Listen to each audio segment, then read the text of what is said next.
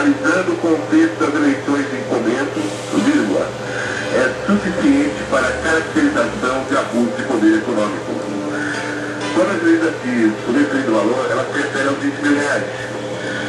Porque no parágrafo anterior está escrito: logo, ocorreram irregularidades na arrecadação e gastos de campanha que superam o valor de 20 mil reais. Muito bem, qual é a tese do editorial do FUNEBR? 20 mil reais nas campanhas de estima, todos sabemos, é despesa diária. Esse é o fato. Todo mundo sabe de estima o quanto são milionárias as nossas campanhas. E exatamente a campanha menos estruturada, que tinha um pequeno caminhão, que não teve carreatas imensas, que não teve uma estrutura maior, é exatamente essa campanha que está sendo caçada no seu conjunto, em razão da alegação do abuso do poder econômico. Para quem cobriu a eleição junto, corpo a corpo, nós vimos sim uma série de abusos de poder econômico, mas não foi desta campanha. Então, nesse sentido, a gente se sente à vontade para, evidentemente, respeitar a decisão judicial, mas questioná-la. Nós temos o direito de questionar uma decisão judicial. A gente só não pode descumprir uma decisão judicial, mas o cidadão tem o direito de questionar uma decisão judicial. Então, nesse sentido, acredito que Justiça está sendo muito prejudicada, inclusive na sua governabilidade, na sua estabilidade política, em razão de um valor ínfimo, em se tratando da realidade de campanhas locais, né? E num caso que poderia ter sido resolvido sumariamente, facilmente, através da aplicação de uma multa, até a condenação das contas com uma multa. André, o que você está me dizendo então é que a juíza tinha duas opções. Ela podia partir para a cassação ou podia simplesmente aplicar uma multa a ser paga pelo prefeito Francisco Júnior. E ela optou pela cassação, é isso? Isso é importante o que você está ressaltando agora. Porque, muito embora o juiz, ele é escravo da lei, o juiz não pode fazer o que quer, ele é escravo do texto da lei. Então ele só pode sentenciar em cima do que a lei lhe permite, né? Nesse sentido, a juíza, no despacho dela, ela declara, ela expressa que ela considerou que os 20 mil reais repercutiram, desequilibraram a eleição. Então, eu volto a ler aqui o trecho, né? Logo, ocorreram irregularidades na arrecadação e gastos de campanha que superam o valor de 20 mil reais. E referido valor, analisando o contexto das eleições em comento, é suficiente para a caracterização de abuso de poder econômico. Então, ela entendeu que esses 20 mil reais, essa diferença não declarada, arrecadada de forma irregular, desequilibrou a eleição, porque, o fundamento da justiça eleitoral, e a justiça eleitoral é uma legislação especializada, não é uma legislação comum, é uma legislação especializada, ela tem como princípio fundamental garantir o equilíbrio nas eleições. É para isso que a legislação eleitoral entra em vigor naquele período eleitoral com toda a força e com todo o poder, né?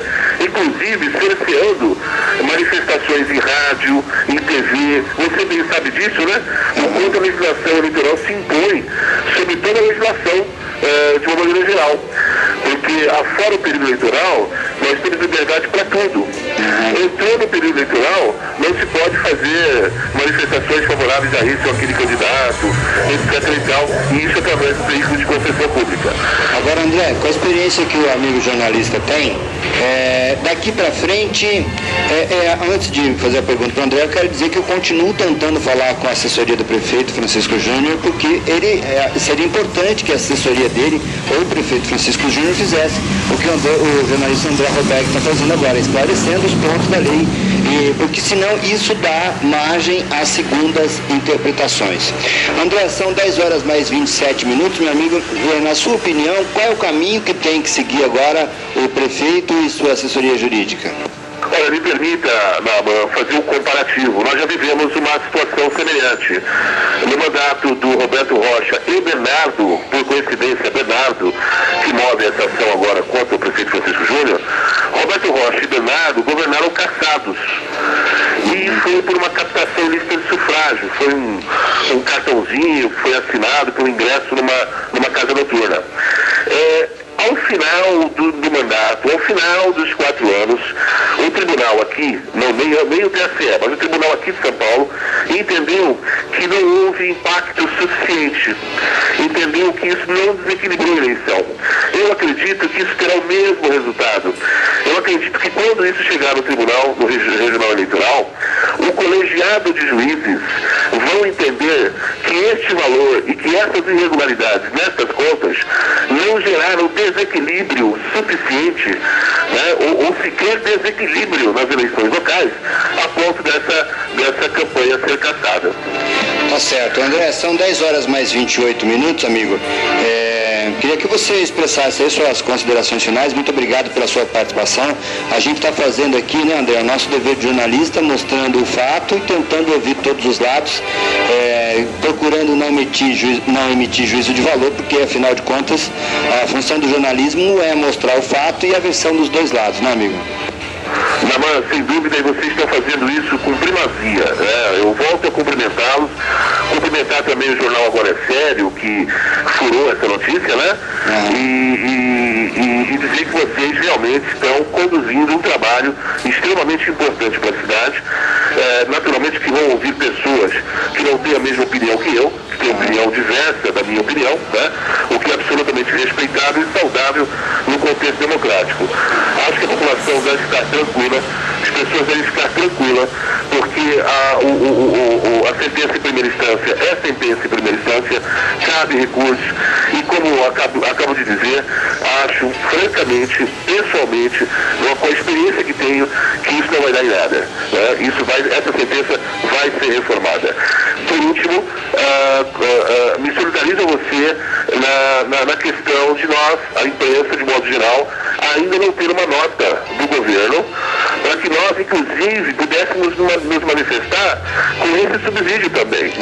Porque é difícil para a gente, muito embora a gente queira defender a estabilidade, a governabilidade, a tranquilidade da cidade, a gente fazer isso só em cima das informações que temos.